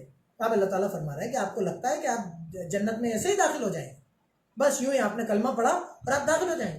ابھی تو آپ کے اوپر کوئی آزمائش ہی نہیں آئی، کوئی پہلے جیسے لوگوں سے کوئی مشکل ہی نہیں آئی۔ تو اللہ کے لیے آزمائش دینے کے لیے مضبوط رہیے، ہر چیز سے منہ موڑنے کے لیے، اللہ کے لیے ہر چیز سے، دولت سے، شہرت سے، طاقت سے، اقتدار سے، مال سے، ہر چیز سے منہ موڑنے کے لیے تیار رہیے، ہر چیز کی قربانی دینے کے لیے تیار کریے۔ کیوں؟ ہر چیز کی قربانی دینے کے لیے تیار رہیے تاکہ آپ کو اللہ جنت میں داخل کرے۔ آپ یہاں قربانی دیں گے وہاں آپ کے درجات بلند ہوں گے۔ اے محمد، لوگ تم سے پوچھتے ہیں کہ اللہ کی راہ میں کس طرح کا مال خرچ کریں؟ کہہ دو کہ جو چاہے خرچ کرو، جو مال خرچ کرنا چاہو وہ درجہ بدرجہ یعنی حق والوں کو دو۔ اب اللہ تعالیٰ آپ کو بتا رہا ہے کہ کس کا حق پہلے زیادہ ہے آپ کے مال کے اوپر۔ سب سے پہلا حق ماں باپ کا، اور اس کے بعد قریب کے رشتہ داروں کا، جو میں نے آپ کو بتایا پہلے کہ پہلے اپنے خاندان کو مضبوط کیجئے، اس کے بعد لوگوں کو بانٹتے پھریے۔ سب سے پہلے ماں باپ، اس کے بعد قریب کے رشتہ داروں کو، اور پھر یتیموں کو، پھر محتاجوں کو، اور اس کے بعد مسافروں کو، سب کو دو۔ اور جو بھلائی تم کرو گے اللہ اس کو جانتا ہے۔ مسلمانوں، تم پر اللہ کے راستے میں لڑنا فرض کر دیا گیا ہے۔ اب یہ لڑنا ایسا ہی نہیں ہے، آپ اس لڑنے کو ایک جگہ پر مت دیکھیے کہ ہاں صاحب آپ کو لڑنا ہی ہے۔ آپ اگر کسی ناانصافی کے خلاف، آپ کسی ناحق کے خلاف کھڑے ہوتے ہیں، آپ پروٹیسٹ کرتے ہیں، آپ آواز بلند کرتے ہیں، یہ بھی اللہ کے راستے میں لڑنا ہے۔ یہ بھی کسی مظلوم کی آواز اٹھاتے ہیں، کسی کمزور کی آواز اٹھاتے ہیں۔ آپ اللہ کے دین پر کوئی حملہ ہو رہا ہے، اس کے دفاع کے لیے کورٹ جاتے ہیں، آپ پروٹیسٹ کرتے ہیں، آپ کوئی بھی راستہ جو قانونی طور پہ صحیح ہے وہ اختیار کرتے ہیں۔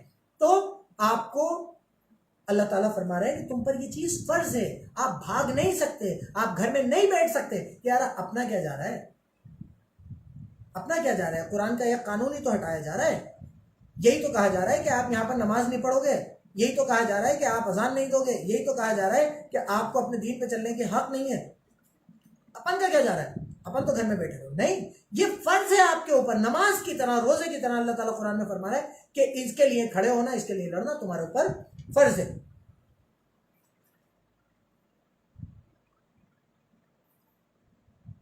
تم پر اللہ کے راستے میں لڑنا فرض کر دیا گیا ہے، وہ تمہیں ناگوار تو ہوگا، مگر عجب نہیں کہ ایک چیز تم کو بری لگے اور وہ تمہارے حق میں بھلی ہو، اور عجب نہیں کہ ایک چیز تم کو بھلی لگے اور وہ تمہارے حق میں نقصان دہ ہو، اور ان باتوں کو اللہ ہی بہتر جانتا ہے اور تم نہیں جانتے۔ اے محمد، لوگ تم سے عزت والے مہینوں کی لڑائی عزت والے مہینوں میں لڑائی کرنے کے بارے میں پوچھتے ہیں، کہہ دو کہ ان میں لڑنا بڑا گناہ ہے، اور اللہ کی راہ سے روکنا اور اس سے اللہ سے کفر کرنا، اللہ کا انکار کرنا، اور مسجد حرام یعنی خانہ کعبہ میں جانے سے بند کرنا، اور مسجد والوں کو اس سے نکال دینا جو یہ اللہ کی انکاری کرتے ہیں، اللہ کے نزدیک اس سے بھی زیادہ بڑا گناہ ہے، اور فتنہ پھیلانا خون بہانے سے بڑھ کر ہے۔ یہ لوگ ہمیشہ تم سے لڑتے رہیں گے یہاں تک کہ اگر طاقت رکھیں تو تم کو تمہارے دین سے پھیر دیں، اور جو کوئی تم میں سے اپنے دین سے پھر کر اللہ کا انکاری ہو جائے گا اور اللہ کا انکار کرتے ہوئے ہی مرے گا تو ایسے لوگوں کے اعمال دنیا اور آخرت دونوں میں برباد ہو جائیں گے، اور یہی لوگ دوزخ میں جانے والے ہیں جس میں ہمیشہ رہیں گے۔ جو لوگ ایمان لائے اور اللہ کے لیے وطن چھوڑ گئے اور اللہ کے انکار کرنے والوں سے جنگ کرتے رہے، وہی اللہ کی رحمت کے امیدوار ہیں، اور اللہ بخشنے والا اور رحمت کرنے والا ہے۔ اے پیغمبر، لوگ تم سے شراب اور جوئے کا حکم معلوم کرتے ہیں، کہہ دو کہ ان میں نقصان بڑے ہیں اور لوگوں کے لیے کچھ فائدے بھی ہیں، مگر ان کے نقصان فائدے سے کہیں زیادہ ہے، اور یہ بھی پوچھتے ہیں، یہ بھی تم سے پوچھتے ہیں کہ اللہ کی راہ میں کون سا مال خرچ کریں، کہہ دو کہ جو تمہاری ضرورت سے زیادہ ہو۔ اس طرح اللہ تمہارے لیے اپنے حکموں کو کھول کھول کر بیان فرماتا ہے تاکہ تم سوچو، یعنی دنیا اور آخرت کی باتوں میں غور کرو۔ اور تم سے یتیموں کے بارے میں پوچھتے ہیں، کہہ دو کہ ان کے حالات کا سدھار بہت اچھا کام ہے، اگر تم ان سے مل جل کر رہنا یعنی خرچ اکٹھا کرنا چاہو تو وہ تمہارے بھائی ہیں، اور اللہ خوب جانتا ہے کہ خرابی کرنے والا کون ہے اور سدھار کرنے والا کون، اور اگر اللہ چاہتا تو تم کو تکلیف میں ڈال دیتا، بے شک اللہ غالب اور حکمت والا ہے۔ اور مومنوں، مشرک عورتوں سے جب تک ایمان نہ لائیں نکاح نہ کرنا، کیونکہ مشرک عورت چاہے تم کو کیسی ہی بھلی لگے اس سے مومن لونڈی بہتر ہے، اور اسی طرح مشرک مرد جب تک ایمان نہ لائے مومن عورتوں کو ان کی بیوی نہ بنانا، کیونکہ مشرک مرد چاہے تم کو کیسا ہی بھلا لگے مومن غلام اس سے بہتر ہے۔ یہ مشرک لوگوں کو دوزخ کی طرف بلاتے ہیں، اور اللہ اپنی مہربانی سے بہشت اور بخشش کی طرف بلاتا ہے، اور اپنے حکم لوگوں سے کھول کھول کر بیان کرتا ہے تاکہ نصیحت حاصل کرو۔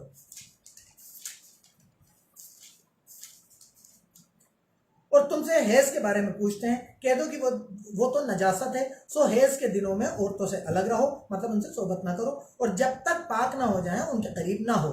ہاں، جب پاک ہو جائیں تو جس طریقے سے اللہ نے تمہیں ارشاد فرمایا ان کے پاس جاؤ۔ کوئی شک نہیں کہ اللہ توبہ کرنے والوں اور پاک صاف رہنے والوں کو دوست رکھتا ہے۔ اب جن مسلمانوں کو ایسا لگتا ہے، جن لوگوں کو ایسا لگتا ہے کہ یار اپن گندے بھی ہیں تو ٹھیک ہے، تو اللہ تعالیٰ فرما رہا ہے پاک صاف رہنے والوں کو اللہ دوست رکھتا ہے۔ تمہاری عورتیں تمہاری کھیتی ہیں، تو اپنی کھیتی میں جس طرح چاہو جاؤ، اور اپنے نیک عمل آگے بھیجو، اور اللہ سے ڈرتے رہو، اور جان رکھو کہ ایک دن تمہیں اس کے سامنے حاضر ہونا ہے۔ اور اے پیغمبر، ایمان والوں کو خوشخبری سنا دو، اور اللہ کے نام کو اس بات کا ہیلا نہ بنانا کہ اس کی قسمیں کھا کر سلوک کرنے سے پرہیزگاری کرنے اور لوگوں میں صلح صفائی کرانے سے رک جاؤ، اور اللہ سب کچھ سنتا اور جانتا ہے۔ مطلب آپ نے مان لیجیے میرے اور کسی کے بیچ میں ایک لڑائی ہو گئی، یا میرے دو دوستوں کے بیچ میں جھگڑا ہو گیا، میں انہیں سمجھانے لگا، وہ مانے نہیں، تو میں نے غصے میں آگے کہہ دیا کہ اللہ کی قسم میں آج کے بعد تم لوگوں کے بیچ میں بولوں گا ہی نہیں، میں تم سے بات ہی نہیں کروں گا اس معاملے کی۔ اللہ تعالیٰ فرماتا ہے اللہ کی قسم کو اس بات کا ہیلا نہ بناؤ کہ صلح نہ کرو۔ اگر آپ نے ایسا کہہ دیا ہے تو اسے بھول جاؤ، جو اچھا کام ہے اس کے لیے آپ اللہ کی قسم کو ایک ذریعہ نہیں بنا سکتے، آپ کو صلح کرانا چاہیے۔ اور بہت سے لوگ ایسے کہتے ہیں کہ واللہ اور قسم خدا کی یار ایسا ہو گیا تھا، باتوں باتوں میں اللہ کی قسم کھا جاتے ہیں یا قسمیں کھا جاتے ہیں، ان کے لیے اللہ تعالیٰ فرما رہا ہے اور اللہ تمہاری بیکار قسموں پر تمہاری پکڑ نہیں کرے گا، لیکن جو قسمیں تم دل کے ارادے سے کھاؤ گے ان پر پکڑ کرے گا، اور اللہ بخشنے والا بردبار ہے۔ آپ نے ایک تکیہ کلام ہے واللہ واللہ آپ کا، اس پہ آپ کی پکڑ نہیں ہوگی، لیکن جو قسم آپ نے دل کے ارادے سے کھائی ہے اس پہ آپ کی پکڑ ضرور ہوگی۔ دوسری بات، ہم اللہ کے علاوہ کسی کی قسم نہیں کھا سکتے، یہ بات بھی دھیان رکھیے۔ اللہ اپنی مخلوق میں سے کسی کی بھی قسم کھا سکتا ہے، اللہ کسی عصر کی قسم کھا سکتا ہے، وقت کی قسم اللہ کسی کی بھی کھا سکتا ہے، لیکن ہم یونیورسل ٹروتھ کی قسم کھائیں گے۔ ہم جو ایک بات سب سے بڑا سچ ہے، یا اللہ کا وجود سب سے بڑا سچ ہے، ہم صرف اس کی قسم کھائیں۔ جو لوگ اپنی عورتوں کے پاس جانے سے قسم کھا لیں ان کو 4 مہینے تک انتظار کرنا چاہیے، اگر اس عرصے میں قسم سے رجوع کر لیں تو اللہ بخشنے والا مہربان ہے، اور اگر طلاق کا ارادہ کر لیں تو بھی اللہ سنتا اور جانتا ہے۔ اور طلاق والی عورتیں 3 حیض تک اپنے آپ کو روکے رکھیں، روکے رہیں، اور اگر وہ اللہ اور قیامت کے دن پر ایمان رکھتی ہیں تو ان کو جائز نہیں کہ اللہ نے جو کچھ ان کے پیٹ میں پیدا کیا ہے اس کو چھپائیں، اور ان کے خاوند اگر پھر موافقت چاہیں تو اس مدت میں وہ اپنی جوزیت میں لینے کے زیادہ حقدار ہیں، اور عورتوں کا حق مردوں پر ویسا ہی ہے جیسا دستور کے مطابق مردوں کا حق عورتوں پہ ہے۔ آپ کی بیوی کا آپ پر ویسا ہی حق ہے جیسا آپ کا اس پہ ہے۔ آپ کوئی زیادہ سپیریئر اپنے آپ کو مت سمجھیے۔ اللہ نے جو حقوق کی بات کری ہے وہ آپ کے لیے کچھ کرتی ہے، آپ کو بھی کرنا ہے۔ اللہ کے جو حقوق ہیں اس کے بارے میں اللہ نے بتایا کہ عورتوں کا حق مردوں پہ ویسا ہی ہے جیسا مردوں کا حق عورتوں پہ ہے۔ ہاں، مردوں کو عورتوں پر فضیلت ہے اور اللہ غالب اور حکمت والا ہے۔ ہاں، عورت کے لیے جب شوہر کی بات آ جاتی ہے تو شوہر عورت کے لیے بہت اونچا درجے والی چیز ہے، اس لیے نہیں کہ اس آدمی میں کچھ خاص ہے، بلکہ اس لیے کہ اللہ نے یہ حکم دیا ہے، عورت کی آزمائش ہی وہ ہے۔ طلاق صرف 2 بار ہے، یعنی جب 2 بار طلاق دے دی جائے تو پھر عورتوں کو یا تو شائستہ طریقے سے نکاح میں رہنے دینا چاہیے یا بھلائی کے ساتھ چھوڑ دینا چاہیے، اور یہ جائز نہیں کہ جو مہر تم ان کو دے چکے ہو اس میں سے کچھ واپس لے لو۔ ہاں، اگر بیوی و شوہر کو خوف ہو کہ وہ اللہ کی حدوں کو قائم نہ رکھ سکیں گے تو اگر عورت خاوند کے ہاتھ سے رہائی پانے کے بدلے کچھ دے ڈالے تو دونوں پر کچھ گناہ نہیں۔ یہ اللہ کی مقرر کی ہوئی حدیں ہیں، ان سے باہر نہ نکلنا، اور جو لوگ اللہ کی حدوں سے باہر نکل جائیں گے وہ گنہگار ہوں گے۔ اور اگر شوہر 2 طلاقوں کے بعد تیسری طلاق عورت کو دے دے تو اس کے بعد جب تک عورت کسی دوسرے شخص سے نکاح نہ کر لے پہلے شوہر پر حلال نہ ہوگی۔ ہاں، اگر دوسرا خاوند بھی طلاق دے دے اور عورت پہلا خاوند پھر ایک دوسرے کی طرف رجوع کر لیں، عورت اور پہلا خاوند ایک دوسرے کی طرف رجوع کر لیں تو ان پر کچھ گناہ نہیں، بشرطے دونوں یقین کریں کہ اللہ کی حدوں کو قائم رکھ سکیں گے، اور یہ اللہ کی حدیں ہیں، ان کو ان لوگوں کے لیے بیان فرماتا ہے، اللہ ان کو ان لوگوں کے لیے بیان فرماتا ہے جو دانش سمجھ رکھنے والے ہیں۔ اور جب تم عورتوں کو 2 بار طلاق دے چکو اور ان کی عدت پوری ہو جائے تو انہیں یا تو اچھے سلوک میں نکاح میں رہنے دو یا شائستہ طریقے سے رخصت کر دو، اور اس نیت سے کہ ان کو نکاح میں نہ رہنے دینا چاہیے انہیں تکلیف دو اور ان پر زیادتی کرو تو جو ایسا کرے گا وہ اپنا ہی نقصان کرے گا، اور اللہ کے حکموں کو ہنسی اور کھیل نہ بناؤ، اور اللہ نے تم کو جو نعمتیں بخشی ہیں اور تم پر جو کتاب اور دانائی کی باتیں نازل کی ہیں جن سے وہ تمہیں نصیحت فرماتا ہے ان کو یاد کرو اور اللہ سے ڈرتے رہو، اور جان رکھو کہ اللہ ہر چیز کو جانتا ہے۔ اور جب تم عورتوں کو طلاق دے چکو اور ان کی عدت پوری ہو جائے تو ان کو دوسرے شوہروں کے ساتھ جب وہ آپس میں جائز طور پر راضی ہو جائیں نکاح کرنے سے مت روکو۔ اس حکم سے اس شخص کو نصیحت کی جاتی ہے جو تم میں اللہ اور آخرت کے دن پر یقین رکھتا ہے، یہ تمہارے لیے نہایت خوب اور بہت ہی پاکیزگی کی بات ہے، اور اللہ جانتا ہے اور تم نہیں جانتے۔ اور مائیں اپنے بچوں کو پورے 2 سال تک دودھ پلائیں۔ یہ حکم اس شخص کے لیے ہے جو پوری مدت تک دودھ پلوانا چاہے، اور دودھ پلانے والی ماؤں کا کھانا اور کپڑا دستور کے مطابق باپ کے ذمہ ہوگا۔ کسی شخص کو اس کی طاقت سے زیادہ تکلیف نہیں دی جاتی تو یاد رکھو کہ نہ تو ماں کو اس کے بچے کی وجہ سے نقصان پہنچایا جائے اور نہ باپ کو اس کی اولاد کی وجہ سے نقصان پہنچایا جائے، اور اسی طرح نان نفقہ بچے کے وارث کے ذمہ ہے، اور اگر دونوں یعنی ماں باپ آپس کی رضامندی اور صلاح سے بچوں کا دودھ چھڑانا چاہیں تو ان پر کچھ گناہ نہیں، مطلب پوری مدت تک 2 سال تک آپ دودھ پلا سکتے ہیں، اور اگر آپ آپس کے اتفاق سے کم چھڑانا چاہیں چھڑا بھی سکتے ہیں، لیکن 2 سال سے زیادہ نہیں۔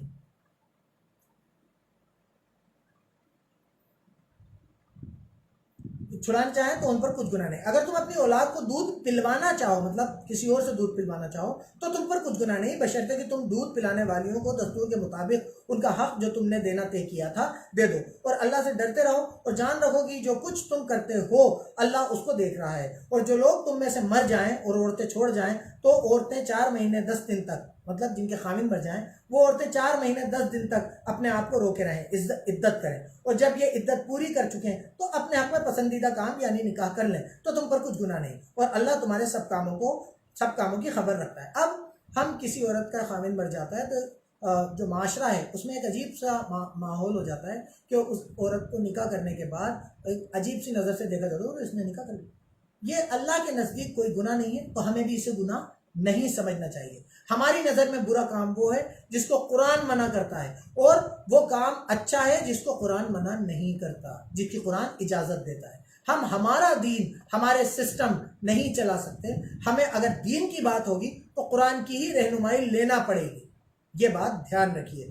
برا سمجھنا بھی آپ کو ایمان سے خارج کر دے گا۔ اگر آپ اللہ کے کسی حکم کو یہ سمجھو گے یہ کیسا حکم دے دیا تو آپ کا ایمان جاتا رہے. اور تم اشارے کی باتوں میں عورتوں کو نکاح کا پیغام بھیجو یا نکاح کی خواہش کو اپنے دل میں چھپائے رکھو تو تم پر کچھ گناہ نہیں. اللہ کو معلوم ہے کہ تم ان سے نکاح کا ذکر کرو گے مگر عدت کے دنوں میں اس کے سوا کہ دستور کے مطابق کوئی بات کہہ دو چھپے طور پر ان سے قول و قرار نہ کرنا اور جب تک عدت پوری نہ ہو نکاح کا پکا ارادہ نہ کرنا اور جان رکھو کہ جو کچھ تمہارے دلوں میں ہے اللہ کو سب معلوم ہے. تم اس سے ڈرتے رہو اور جان رکھو کہ اللہ بخشنے والا اور علم والا ہے. اگر تم عورتوں کو ان کے پاس جانے یا ان کا مہر مقرر کرنے سے پہلے طلاق دے دو تو تم پر کچھ گناہ نہیں ہے. ہاں ان کو دستور کے مطابق خرچ ضرور دو یعنی مقدور والا اپنی طاقت کے مطابق اور تنگدست اپنی حیثیت کے مطابق. نیک لوگوں پر یہ ایک طرح کا حق ہے. مطلب اگر آپ نے مہر طے کرنے سے پہلے نکاح کیا اور آپ نے نکاح میرج کنزیوم کرنے سے پہلے صحبت کرنے سے پہلے طلاق دے دی تو ان کو اللہ تعالیٰ فرما رہے ہیں ان کو کچھ دے دو. اب کیسے دو؟ جس کے پاس بہت دولت ہے وہ اپنی طاقت کے مطابق دے گا جو اس کے پاس ہے وہ اس کے اور جس کے پاس پیسہ ہی نہیں ہے وہ اپنی حیثیت کے مطابق دے گا. اور اگر تم عورتوں کو ان کے پاس جانے سے پہلے طلاق دے دو لیکن مہر مقرر کر چکے ہو تو آدھا مہر دینا ہوگا. مطلب آپ نے صحبت نہیں کری شادی کری آپ نے صحبت نہیں کی تو آپ آدھا مہر دو گے. ہاں اگر عورتیں مہر بخش دیں یا مرد جن کے ہاتھ میں نکاح کا عقد ہے اپنا حق چھوڑ دیں اور پورا مہر دے دیں تو ان کو اختیار ہے. ہاں اگر مرد لوگ ہی اپنا حق چھوڑ دیں تو یہ پرہیزگاری کی بات ہے. اور آپس میں بھلائی کرنے کو نہ بھولنا. کچھ شک نہیں کہ اللہ تمہارے سب کاموں کو دیکھ رہا ہے. مسلمانوں سب نمازیں خاص طور پر بیچ کی نماز یعنی عصر کی نماز پورے اہتمام کے ساتھ ادا کرتے رہو اور اللہ کے آگے ادب سے کھڑے رہا کرو. اگر تم خوف کی حالت میں ہو تو پیادے یا سوار جس حال میں ہو نماز پڑھ لو. پھر جب امن اور اطمینان میں ہو جائے تو جس طریقے سے اللہ نے تم کو سکھایا ہے جو تم پہلے نہیں جانتے تھے اللہ کو یاد کرو. یہ پہلے کی آیتیں ہیں. بعد میں سفر میں نمازیں عادی بھی ہو گئیں اور سوار بھی نماز پڑھ سکتے تھے. اور جو لوگ تم میں سے مر جائیں یا عورتیں چھوڑ جائیں یا اپنی عورتوں کے حق میں وصیت کر جائیں اور ان کو ایک سال تک خرچ دیا جائے اور گھر سے نہ نکالی جائیں. ہاں اگر وہ خود گھر سے نکل جائیں اور اپنے حق میں پسندیدہ کام یعنی نکاح کر لیں تو تم پر کچھ گناہ نہیں اور اللہ زبردست حکمت والا ہے. اور طلاق والی عورتوں کو بھی دستور کے مطابق نفقہ دینا چاہیے. پرہیزگاروں پر بھی یہ بھی حق ہے. اسی طرح اللہ اپنے حکموں کو تمہارے لیے بیان فرماتا ہے تاکہ تم سمجھو. دیکھیے کتنی بار اللہ تعالیٰ نے یہ بات کھل کے کہہ دی کہ اللہ تعالیٰ قرآن میں اپنی آیت بیان فرماتا ہے تاکہ تم سمجھو. یہ سمجھنے کی چیز ہے رٹے لگانے کی چیز نہیں ہے کہ آپ نے ایک لینگویج میں رٹے لگا دیے پڑھا اور سمجھا آپ نے کچھ بھی نہیں. تاکہ تم سمجھو. بھلا تم نے ان لوگوں کو نہیں دیکھا جو گنتی میں ہزاروں ہی تھے اور موت کے ڈر سے اپنے گھروں سے نکل بھاگے تھے تو اللہ نے ان کو حکم دیا کہ مر جاؤ پھر ان کو زندہ بھی کر دیا. کچھ شک نہیں کہ اللہ لوگوں پر مہربانی رکھتا ہے لیکن زیادہ لوگ شکر نہیں کرتے. اور مسلمانوں اللہ کی راہ میں جہاد کرو. اللہ کی راہ میں جہاد کرو اور جان رکھو کہ اللہ سب کچھ سنتا اور جانتا ہے. جب جہاد کی آواز لگے تو جہاد کرو. یہ فرض ہے. یہ قرآن کہہ رہا ہے. اس سے آپ بچ نہیں سکتے. یہ نہیں کر سکتے کہ فلانا تو کرے گا بھگت سنگھ پیدا تو ہو لیکن برابر کے گھر میں نہیں. آپ کے اوپر فرض ہے. یہ آپ کو کرنا پڑے گا. کوئی ہے کہ اللہ کو قرض حسنہ بھلا قرض دے کہ اس کے بدلے اس کو کئی حصے زیادہ اللہ دے گا اور اللہ ہی روزی کو تنگ کرتا ہے اور وہی اسے پھیلاتا ہے اور تم اسی کی طرف لوٹ کر جاؤ گے. بھلا تم نے بنی اسرائیل کی ایک جماعت کو نہیں دیکھا جس نے موسیٰ کے بعد اپنے پیغمبر سے کہا کہ آپ ہمارے لیے ایک بادشاہ مقرر کر دیں تاکہ ہم اللہ کی راہ میں جہاد کریں. پیغمبر نے کہا کہ اگر تم کو جہاد کا حکم دیا جائے تو عجب نہیں کہ لڑنے سے پہلو بچاؤ.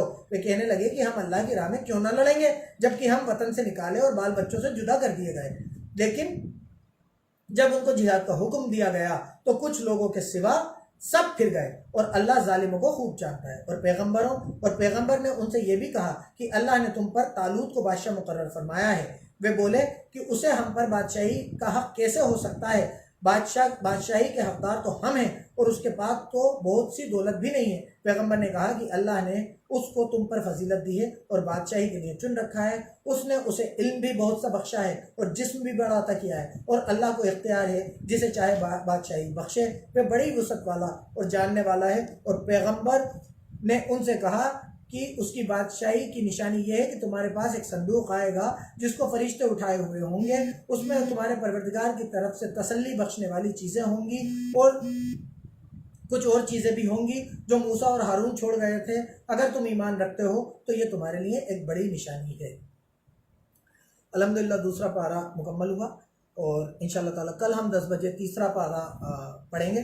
تو اس سے متعلق آپ کے جو بھی سوالات ہوں وہ آپ اس ویڈیو میں کمنٹ کر سکتے ہیں. انشاءاللہ تعالیٰ کل انہیں لینے کی کوشش کریں گے.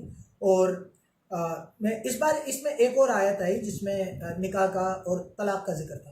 تو میں وہ ایک کنسیپٹ کلیئر کرنا چاہتا ہوں کہ اس میں یہ آئی کہ پہلے عورت اگر شادی اس کو 3 طلاقیں دے دی تو جب تک وہ کسی اور سے شادی نہیں کر لے گی، نکاح نہیں کر لے گی، تب تک اپنے پہلے خاوند پہ جو ہے وہ حلال نہیں ہوگی. تو اس کو ایک حلالہ کہہ کے اور اس کو بہت غلط طریقے سے پبلسائز کیا گیا ہے، پروپیگنڈا بنایا گیا ہے. آگے نکاح کے لیے اللہ تعالیٰ جو پہلی شرط بتاتا ہے، اللہ تعالیٰ فرماتا ہے کہ نکاح سے مقصود، نکاح کا جو مقصد ہے وہ پاک دامنی قائم کرنا ہے، نہ کہ شہوت پوری کرنا. اور اسلام کے پہلے جہالت کے زمانے میں 3 طریقے کے نکاح چلتے تھے. اس میں ایک نکاح یہ ہوتا تھا کہ آپ ایک مدت کے لیے شادی کرتے تھے، تو اللہ کے نبی نے اس چیز کو ختم کر دیا تھا. اب بات یہ آتی ہے کہ جو نکاح پہلے ہی مدت طے کر کے ہو رہا ہے، یہ بات طے کر کے ہو رہی ہے کہ تم مجھے طلاق دے دینا، وہ نکاح ہی نہیں ہے، تو اس میں پھر حلال ہونے کی تو کنڈیشن ہی نہیں ہے. یہ حلالہ والا سسٹم اسلام میں کہیں بھی نہیں ہے. اللہ تعالیٰ نے یہ بتایا کہ 3 طلاقوں کے بعد وہ نارمل طریقے سے اس نے کسی سے شادی کر لی، اس سے بھی نہیں بنی، اس کے بعد دونوں نے ایک دوسرے سے طلاق لے لی.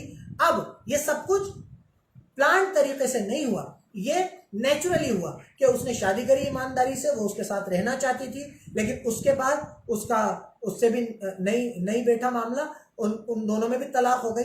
اب وہ فری ہے تو حلال ہو جائے گی. ایسے نہیں ہوگی کہ اس نے پلان کر کے، ایک پلاننگ کر کے فلانے آدمی سے شادی کری کہ تم مجھے 2 دن بعد 3 دن بعد طلاق دے دینا، پھر میں واپس اپنے، یہ نکاح ہی جائز نہیں ہے. تو اس سے وہ پہلے شوہر کے لیے حلال کیسے ہوگی؟ تو حلالے جیسی کوئی بھی سسٹم اسلام میں نہیں ہے. کہیں بھی قرآن میں اس کا ذکر نہیں ہے کہ آپ مدت کے لیے شادی کر سکتے ہو، ایسا کہیں قرآن میں نہیں ہے. تو اس پروپیگنڈا کا جواب ایسے دیں، اور اس کو جہاں بھی آپ یہ پائیں خاموش نہیں بیٹھیں، اس کا جواب ضرور دیں. اس کو ریجیکٹ کریں، اس کے خلاف کھڑے ہوں. اور خاموشی اختیار کرنا ایکسیپٹنس ہوتا ہے. اس کے خلاف کھڑے ہوں. جب بھی کوئی آپ سے یہ بات کہے تو نالج لے کے اس کا جواب دیں. انشاءاللہ تعالیٰ کل ہم تیسرا پارہ پڑھیں گے رات کو 10 بجے. جن لوگوں کو 10 بجے بھی پرابلم ہے وہ ریکارڈڈ یہ ویڈیو دیکھ سکتے ہیں. جزاک اللہ خیر، بہت بہت شکریہ. السلام علیکم ورحمۃ اللہ.